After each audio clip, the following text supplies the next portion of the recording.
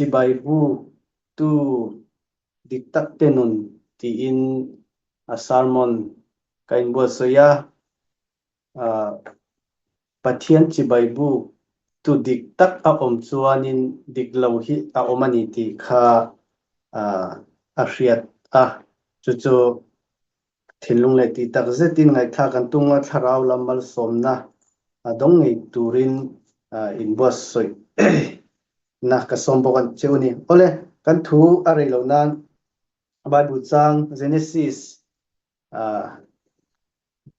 bung somni pani kan lo enang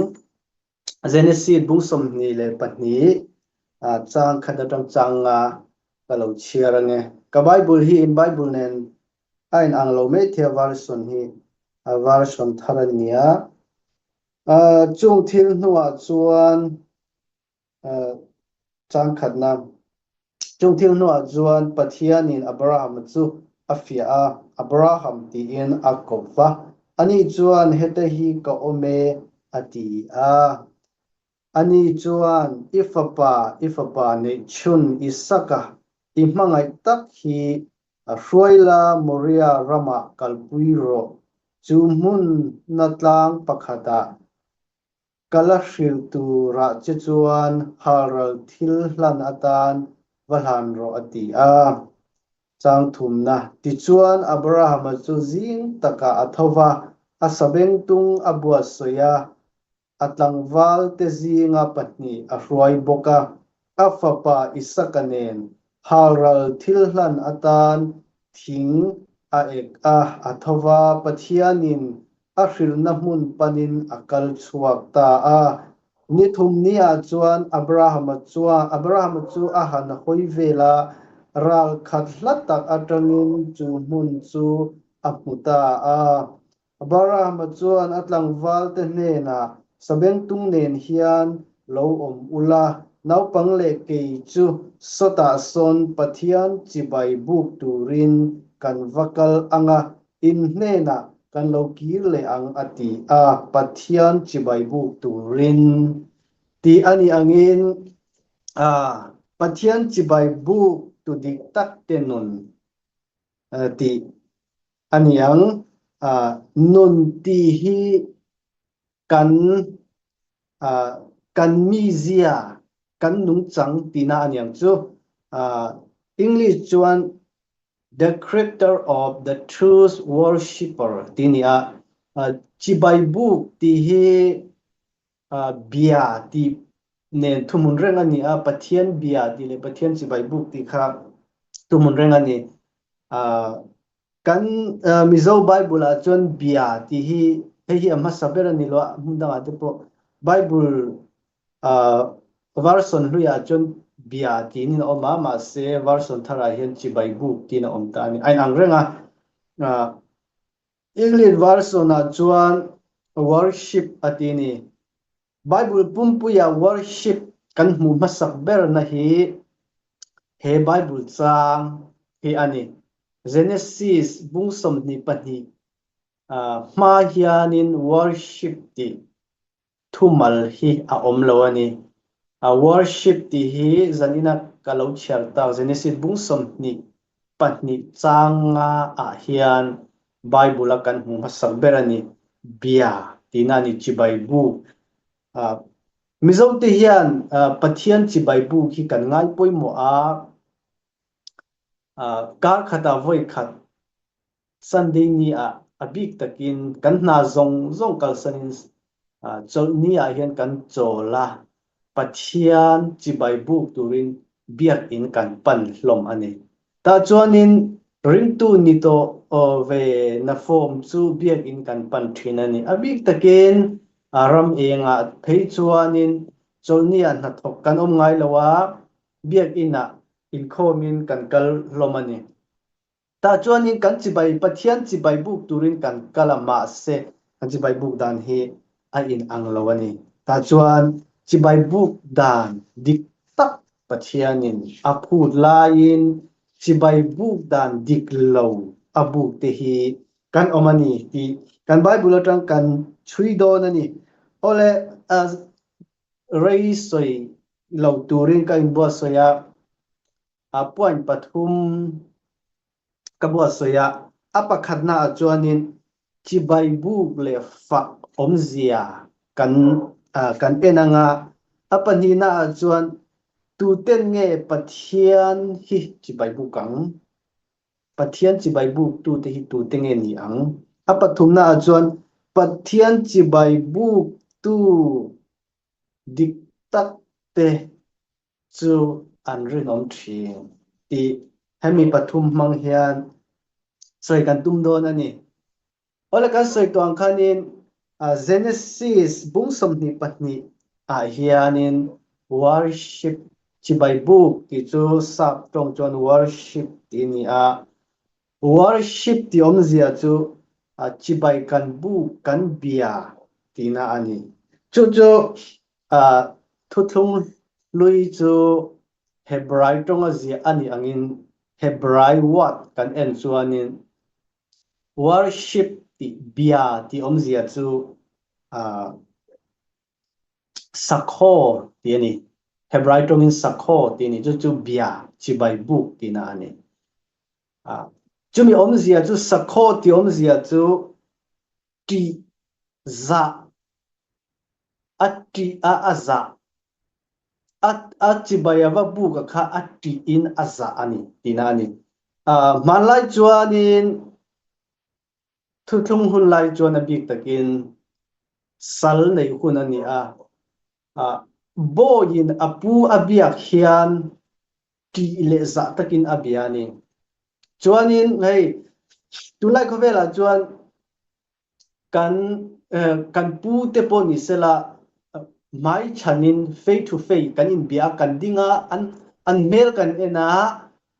กันเมลอันเอ็นเบียกันดูกันสวยอันดูอันสวยมาเซมาไล่สัลหุไล่จวนนินจุดเดียงเบียกเทนี่เราอันปูเตอันเบียกโดนเฮียนินอันทิ้งที่อันคูนตัวนี้อันนี้เราเลยอันบอกคุบตัวนี้อันปูเตอันเอ็นงำเรานี่เอ็นเทียงเรานี่จุมีอมเสียจุกันอันซาเลอันติเลนี่ติอมเสียนี่จุดเดียวจุปะเทียนจิใบบุกกันกัลเฮียนกันติอินกันซาเลตัวนี้ที่ข้าเฮบรายวัดอัตงาเฮบรายทุมาลีนาอัสอยตุมสักโคที่อมเสียจุอันนี้กันติอินกันซาตัวนี้กันปะเทียนจิใบกันบุกเฮียนเบียกินากันกะเลโมขอยาปกันอเมโมกันตีอินกันซาเลตุรนิติค่ะตาลังอันนี้จวนนินฟักที่กันสวยเลงปะเทียนจิใบกันบุกเฮียนตรงใจเตอมาทุสวยเตอมอังบุกินลัสักเตลามเตลิมเตอมตานี่จู่ฟักกันเตียงกันฟักปะเทียนกันฟักกันซายจุมีอมเสียจุฟักที่อมเสียให้เฮบรายทูบกเวนเลตัยละเฮบรายจวนยาดาอัตินี่ยาดาที่อมเสียจุบานพาร์ที่อมเสียนี่บานพาร์ที่อมเสียจุ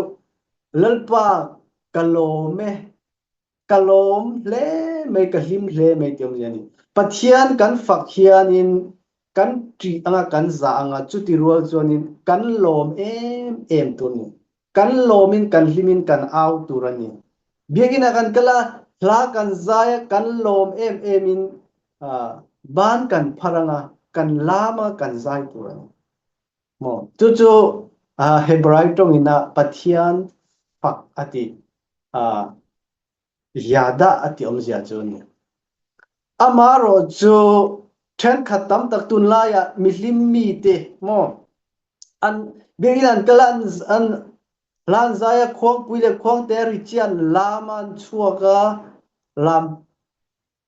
ตัวละฮาเลลูยาอาเมนอันเตียอามาโรจูสปีกรันโกเวเลสปีกรันไบเบิลทุเทียงลิมิโลง่ายทางอุดิเชียอันมุดทุเลเดนี่จู่อดีกโลนี่เบียกินากันกัลเฮียนินลามตุเลหิมเลนวมตุรงกันนี่โลปะเทียนกันฟักเฮียนินกันลิมินกันลมตุรนี่มาโรจู่ i hlima i loma ti za na om lo ni chuanin i pathian fak na hi nai kalap nen angang ka soinon liang i hlim hle a i lom hle a maro chu i ti za lo ni chuanin i biak ina pathian i fak na hi nai kalap nen angang nai kalap kal ho hi vazo ro in kal ngai lo ke po kal ngai lo ma se ka thian te ka zo da ni nai kalap kal ho hi an hlim ni don nom tu nula mer thadeu in an biar an thisaka an ku an du le mo an zaya lama an nuam an tilitu nuam tangani tu ma za an ngai lo nai kalapa tu ma za turon om lo tu ma pa hlau tu pon om lo chu tiang chia chon dia ina han nuam iti hlea pathian itia i za lo ni chuanin nai kalap ne nai ang reng ani pathian i fak nai chu lang cham biak ina kan kal hian pathian kan fak hianin pathian hi kan ti bok anga pathian kan fak the wang hianin kan himin kan lombok tu ni chumi pahni chu sap tung in pray and worship ti po a om hi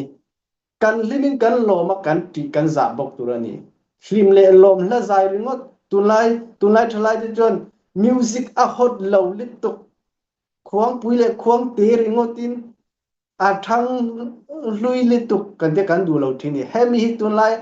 a thalai le upaho kan buai na berjo upaho in hla lung tiang hla kul muk de andua zoi moi nga sakchi khong pui ne khong te nen cho rem thei mo ti nem ma se tu lai thalai ni jon khatiang ni to lo hot deu lam rem deu khatiang kan du ni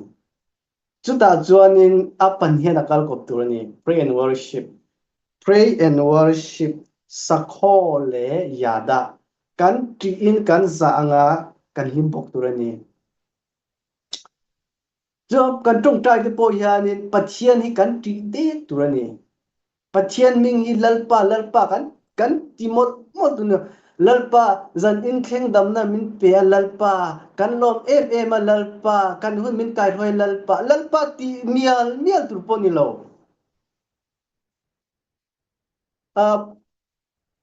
pudu oma mo Mizoram chief minister kan hrethewa kan hriat la hi te khin to ma abulan bakala pudu om in sarkar hi in thok thale mai pudu om ke ni poi kan har se pudu om chu wang chuan pudu om min puila kan du ni pudu om vati mol la roi chok ru wow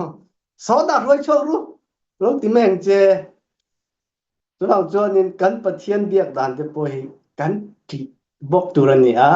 kan hlimin kan lom bok turani chu pathian biak dan ania chuan lam ti atha lam so khani loin pathian thu tak po hi kan ngai thaturani then kan mi hlim tak hi ka muni ke pon ka sarmon lai ngai te po hianin Mizoram ma chuan kan ria kan sarmona then an sarmon lai me then chuan hallelujah amen an tia an soi mama lo amen kan han soi tak an mut thu de ka ho kha ani theilo adik theilo ani chuan in kan ti in kan za bok tu ni kan mi za em te bula kan om hianin du da den kan om lo ani chu tiang bok chuan pathian ma kan kun hianin du da takin kan om turani lo tikha apakhatna point pakhatna ni sela apanina chuan tu te hian nge pathian chi bai bu kang nang le ke hi hian ni pathian chi bai bu kang tu in nge pathian hi chi bai bu kang apeya piang in mi pathian chi bai bu kang amana piang in mi chi bai bu kang ani lo le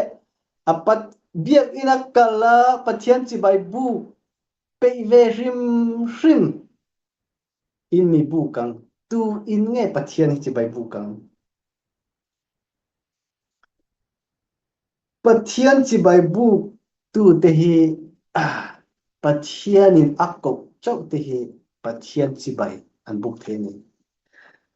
zenis tuna kan chata khanin pathianin Abraham chu afia Abraham ti in akova ani chuan heta hi ka om ati a pathianin Abraham chu akova atini pathianin Abrahami moria tlanga min bero sibai mi puro atia pathianin akowani zan ina hen pathianina min kowanga pathian sibai buk the kan ni pathian sibai buk turin heta hian zuma hian pathiani min kowani zan ina hian chatuan nun chandam na kan la nei lo ani pon chumi nei tur chuan pathianin he zum kal tlang hian zan ina hen asom chen akko cheni pathianin akko lovin chibai buk the ani lo pathian hian ami te hi akko thinani ama chibai buk tur hian pathianin nova akwa Abrahama akwa Isaka akwa Zakopa akwa Mosia akwa Samuel akwa Davida akwa Salomona akwa Eliza akwa Elisa akwa Zolme zong akwa Apostle zong akwa ring tu zong hi pathianin min kawani zona bung som chang som ni pasaria chuan lan isuan ti hian asoini kaberam ten ko o an rethin keipo in anni chu ka hria atiani pathiani hian min ko thina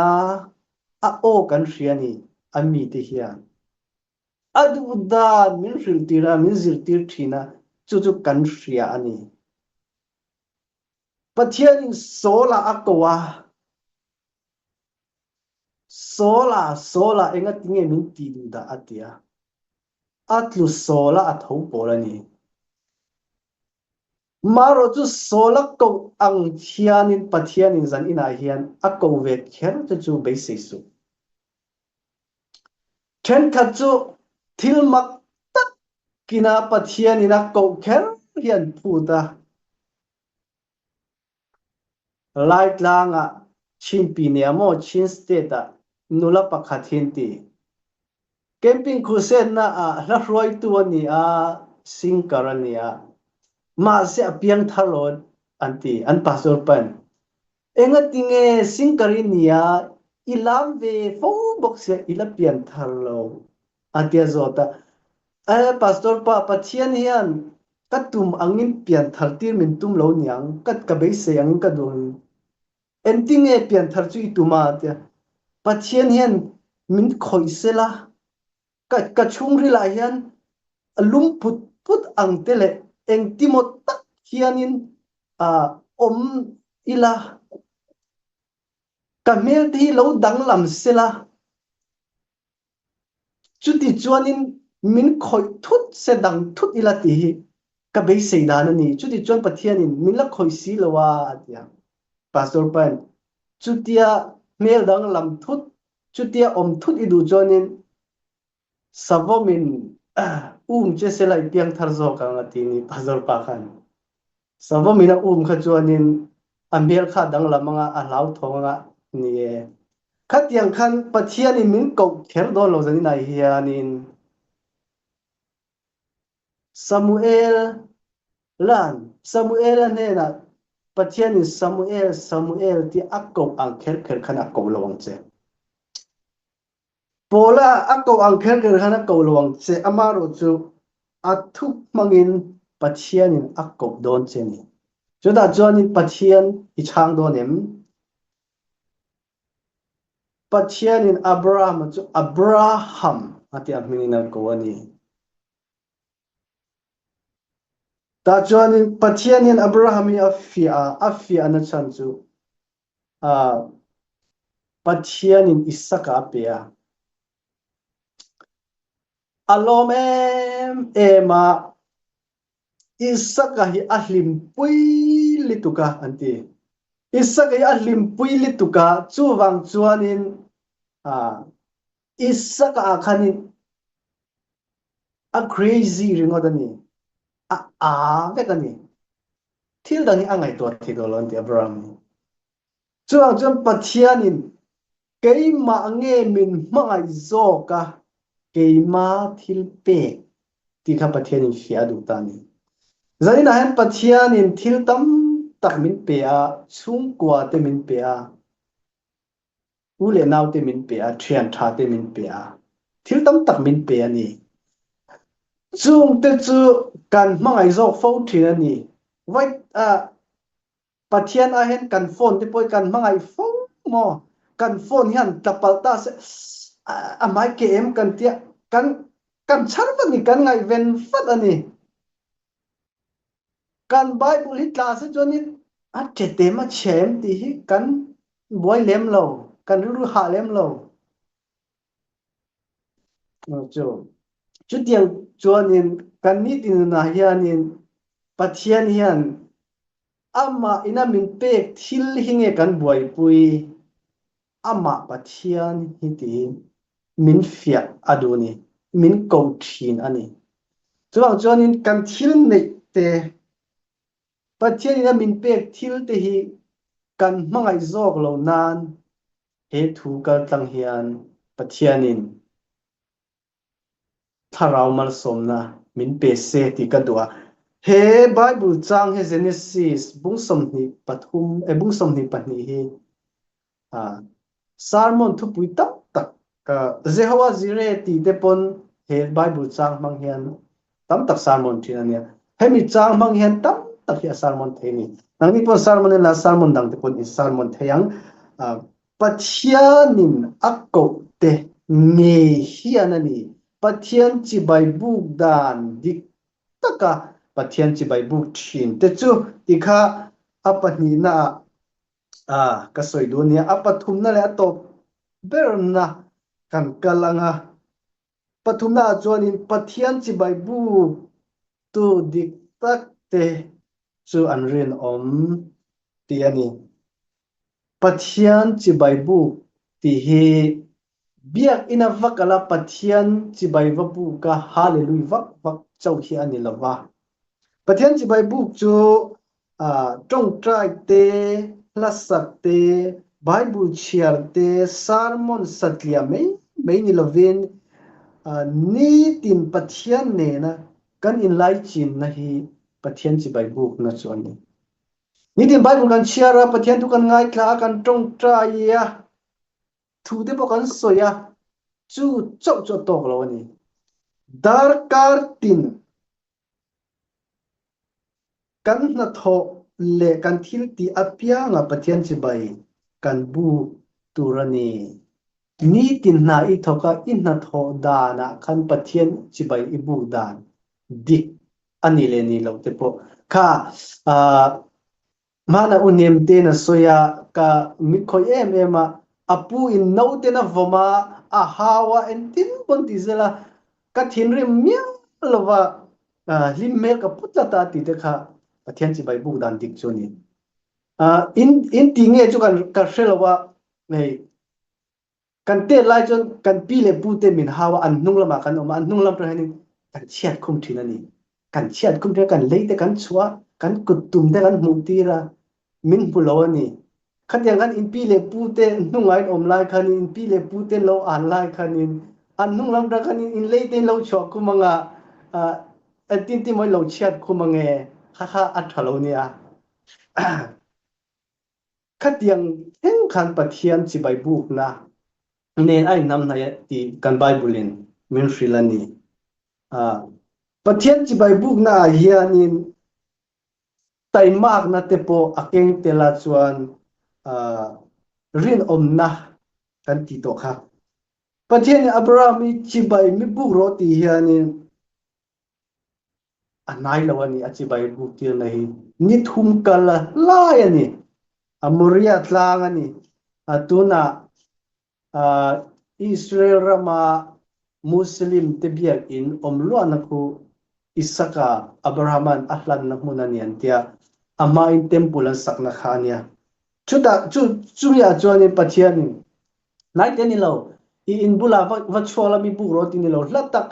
ni thum kal ani ni tum kala chuanin afa pai saka chu a hruaya a chiar hlo pahni nen an kala lat taka tangin moria tlang chu amuni Abraham hi a fel katia alae ni thum kal wang pathian chi bai wa buk chu thilo lo taka ni kai ni tun lai khovela chun ni sela alae mai zuma point khom thei tholom kal lom yang kan ti ve kang ke pokatiang alae bokani mase Abraham pathian thu azoma pathian thu oya hla le ma se har sama se achar lo le afapa te shwain afapa isaka chu shwain akalani moria tlang panhian ta chuan pathianin mi bero ati na huna chuan ambiani pathian hian mi bero ti na hun ane chu khoyang nge kan thinlung hian pathian hi kan biak angai ani thinlung ati tak seta pathian biak na hi a angai ani thinlung ati tak zet ni lo apon lam lan ve mai ang hi ani lo pathian du dani kan thinlung zong in pathian chu kan chibai kan buk angaya tulai ko vela choni biak ina kan kalien kan moi em ka soi fung thina ka ve em ka jo hi kan moi lituka apiang thar big lo a hria to lo ni kan kor kha amoi vek moi lo om to lo ni tin ei chop zonga in lo pon kormoi taka lo ha officer fanu fapa pon kormoi takan ha sarkar na thokte pon kormoi takan ha kan moi vek biak ina hian maro chu kan chung ril hi a moi silo ni pathian in kan chung ril kan thinlung moi ne hi angai poi mo zo ka chu ta trang chon pathian chi bai buk tu hen pathian hian min be se ni kan pon lam lan dan ni loin biak ina kan kala kan lu ta kan fel ema mo sola atlu sola tho polang deu khan pola chu atlu sola tho pola thazongin keini chu kan fel lu ta biak ina kan fel lu ta mo reilo te tan dar kan ni thumle tan biak ina kan fel lu ta biak ina tang kan chuak sual le a ni ruk chung zong kan suala kan na thona ate kan thil ti na ate kan lep ruwa tulai mi ho so hi ho sak li han chonin aya ho sak du le na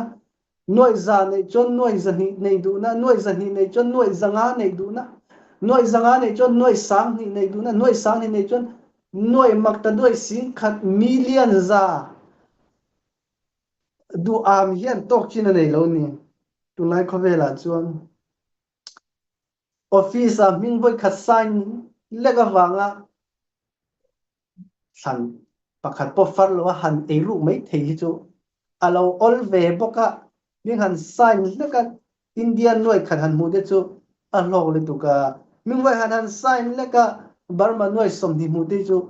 anuam le tu ka omuna tang mo chu tiang chu kan mi ho sa te hian an pum pel thei thin lo ani ke ni po kan thei na zona kan rin om chuang lo ani pathian ina adu chu isaya bung khachang som pasria chuanin thiltha ti zir ula dik na zong ula obeta omte chanchuak ula farha te tan dingam ula meithai te tan dil sagro u atini tulai chuanin meithai te le farha te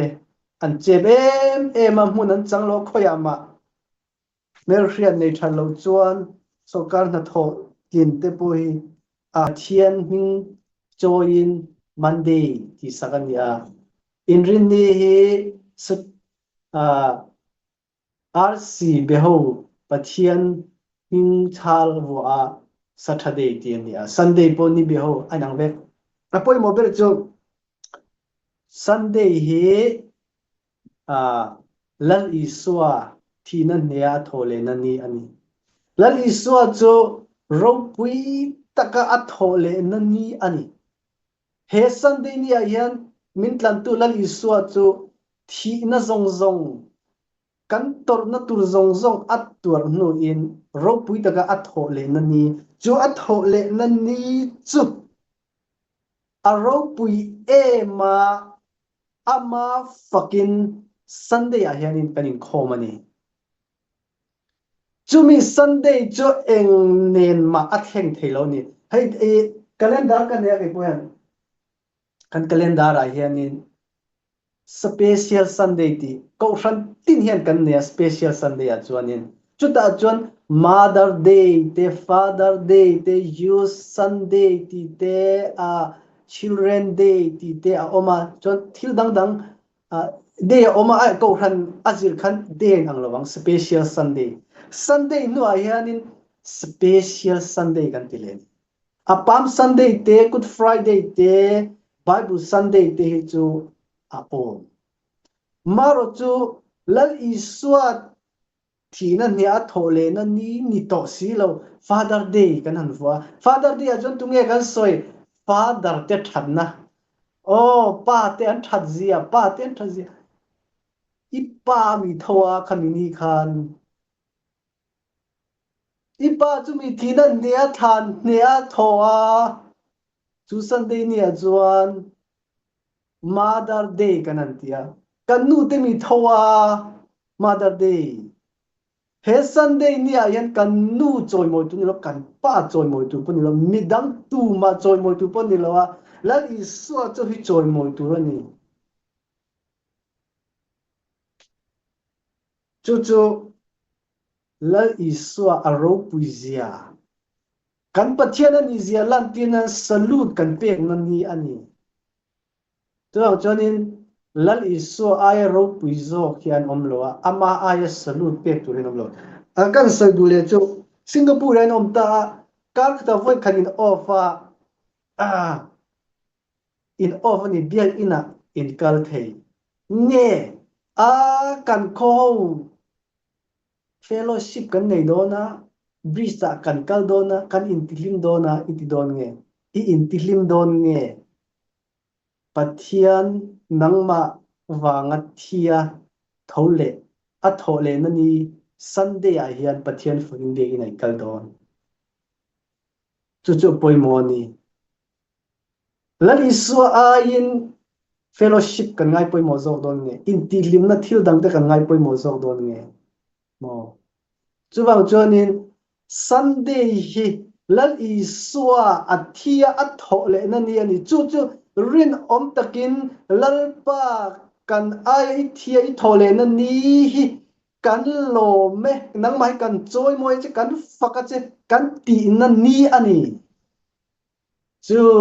ni lawa thil dang kan mangai zo ka kan choi moi zo ni chuanin adik lo ani thotan a hian lang iswa hi a tholowa thole a po tholowa zir to ba po tholo in rin ni a po tholowa chol ni a chau hian a thawani chuwang chuan chol ni tin hi lal iswa fakna ni ani chuwang chuan in rin ni a pathian lo fak to su eng ni po hi pathian fakna chuan a theivek theilo na ni om lo amaro chu sunday big he lal iswa thona ni ani wang henin aro pui bi ka kan fak big na tur ni bi ani le zwal ani ti ha kasi to rin om na kan soi ta sa kan akape zoom a pohan irin om teng uti kan soi kai du zoya danina zoom kan hey akape zoom a hian kan om teuta akape zoom a hian irin omang uti hi thanem ngai takin kan soi do ni hey zan ina elina ka salmon ta ka salmon ngai thaturin mi som ni chuang in an ngai thani chu ka salmon min ngai thak sak ang bok hian mi salmon te po hi ka ngai thak ve angai ka chair person nia min troi om ang hian mi chair person nia te po kan in troi om ve tan tu mi pathum chau mo mi pathum choi nom don ni kan in troi om ton lo chuwang chuan ni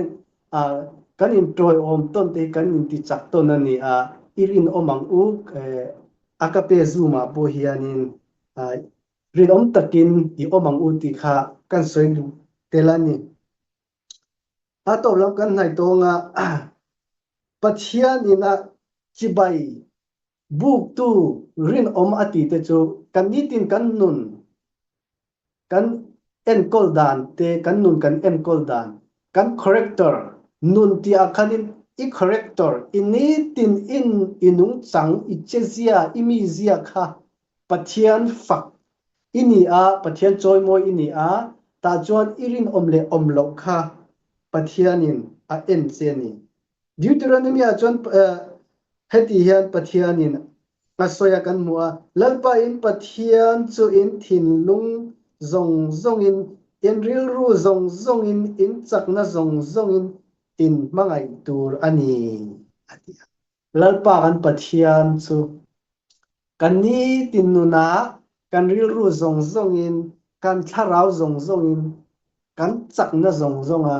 kan mangai hi pathianin aduni Abraham po hian pathian chu amangai mawangin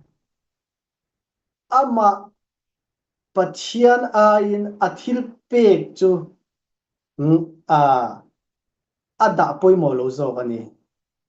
athil pek isaka ka mangai lema se pathian chu amangai zo wangin pathian tan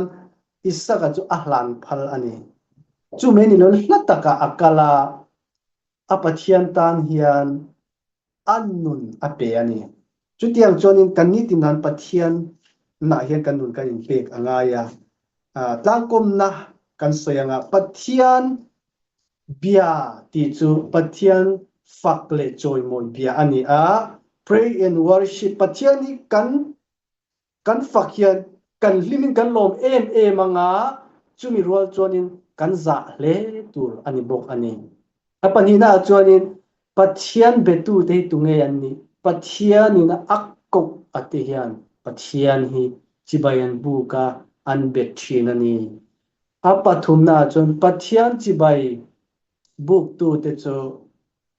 ani tinuna anrin om thinani kanni tinnun kan na thokan thil tina hian kan ren om hi angai ani kan zong kan thinlung zong in kan chakna zong in pathian hi mangai tur hian kan pathianin ama mangai turin mendu ani chumi mangai tu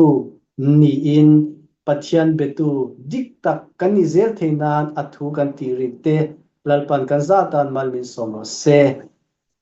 amen